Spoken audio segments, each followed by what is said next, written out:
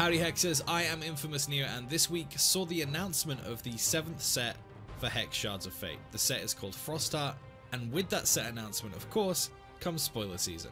So I'm here today to show you a new card and talk a little bit about what that card could mean for us in practice. Frostheart seems to be flipping the script a little bit when it comes to what we know about HEX so far. The faction-based gameplay of Arden and Underworld seems to be taking a little bit of a back seat as we head over to the Frostring Arena to see 5 groups with different ideals and different mechanics battle each other in an attempt to obtain what they desire most. Today, we're taking a look at a card that is the very core of the gameplay that the pack is promoting. A card that takes the Gladiator keyword and pumps it up a notch. Now, if you don't know yet, Gladiator is a new keyword for Frostheart. It's pretty simple though. A troop with Gladiator will gain attack equal to the number on your turn and defense equal to the number on your opponent's turn, giving troops that are well versed in attack and defense. I've kept you waiting long enough though. The card I'm talking about is Feralfuel Packhunter. It's a rare 2-cost card that needs 1 ruby and 1 wild threshold. It has 2 attack, 1 defense, Gladiator 1 and Crush. It also has 1 more trick up its sleeve, and that is the final line of text on this card. Your Gladiator bonuses instead affect both attack and defense. So, instead of getting only a bonus to one of our stats depending on whose turn it is, we get a number added to both stats all the time. This effectively makes Feralfuel Packhunter a 3-2 with Crush for 2, just by himself, but when paired with other Gladiator cards we've seen so far, he becomes an insane amount of value for the 2 resources we paid to play him. Robo Null becomes a 3-4 for 3, Pack Mule is a 2-2 for 1 that you can sacrifice to give another troop +1/+1 at any time, and Mad Packmaster is a 5-5 for 5 that gives another troop +2/+2 both when you deploy it and when it dies. Packhunter takes all of these cards and makes them even better value than they were already, and it does this while also being a troop that's great value by itself. Getting a 3-2 Crush for 2 is a good deal already, and if you're lucky enough to pick up another rare or legendary with Gladiator, this boost is made even more apparent. Nog Nog of the pack has Gladiator 5, so with Feralfuel Packhunter, he is an absolutely insane 10-10 for 7, and Zoltog with his Gladiator 2 becomes a 6-4 for 4 on top of his already insane effect. It seems pretty clear to me that Ruby Wild is almost certainly going to be a prominent archetype in Limited, just from what we've seen so far. This card is a must pick if you open it in the first pack, and a gift from the heavens if you happen to already be in Ruby Wild and open it in pack 2 or 3. With this card it's pretty simple stuff though. If you want to build around it, you just take all the Gladiator you can.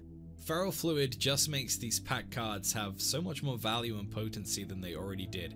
Adding the bonuses to both sides instead of just one may seem like a small thing, but in reality it's huge. A card that only requires a single block becomes maybe a card that needs 2 troops to kill it, and a card that can block without dying suddenly becomes a card that can kill a troop outright without needing to trade.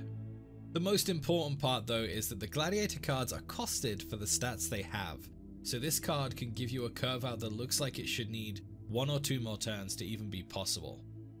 We're still right at the start of spoiler season, so we haven't seen much yet, but there are a couple of cards we've seen so far that take to this aggressive Ruby Wild strategy very well. The first is Pile Drive. It's a 1-cost quick action that gives +2/+2 to a troop. But if that troop has Gladiator, it gets +2/+2 again for a total of +4/+4. And I'm sure you can understand why a Gladiator deck would want this card. The second is Runic Fury, a 3-cost quick action that gives +3/+1 and Crush this turn.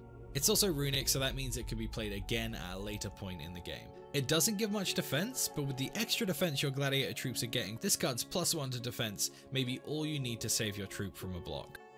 Now, as far as constructed goes, Wild Ruby has always been a deck that pops in and out from the fringes of the metagame. This is a little different however. Packhunter is only seeing play in a deck that has other Gladiator cards. I don't think being a 3-2 for 2 is good enough by itself to make this a constructed metagame choice, so the question we need to answer first is, will Gladiator be constructed viable?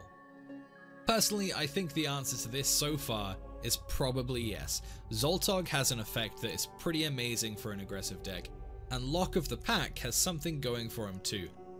Both of these cards were shown off today by Jeff in his article on the HEX TCG site, So if you want a closer look at these, I'll put a link below this video so you can head over there and read that article too.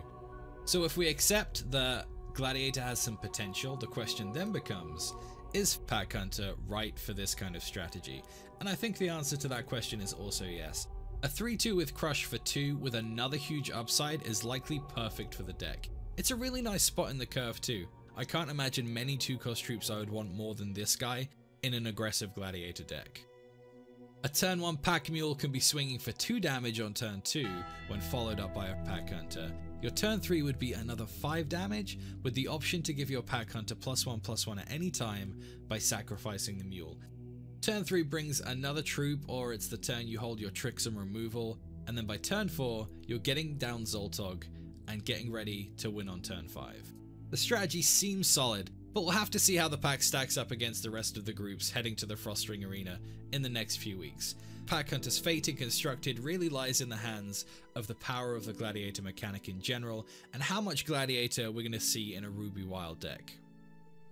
That's all for today folks, but keep your eyes on Twitch, Twitter and some of the HEX fan sites for more spoilers leading up to the release of Frostheart. Let me know your thoughts on this card on the forums or in the YouTube comments. You can watch my last video by clicking on the left of the screen, and you can subscribe to my YouTube channel by clicking the right. I'll be streaming nearly every day on Twitch, so feel free to stop by. The link to my Twitch channel is below the video. Thanks for watching guys, I'll see you next time.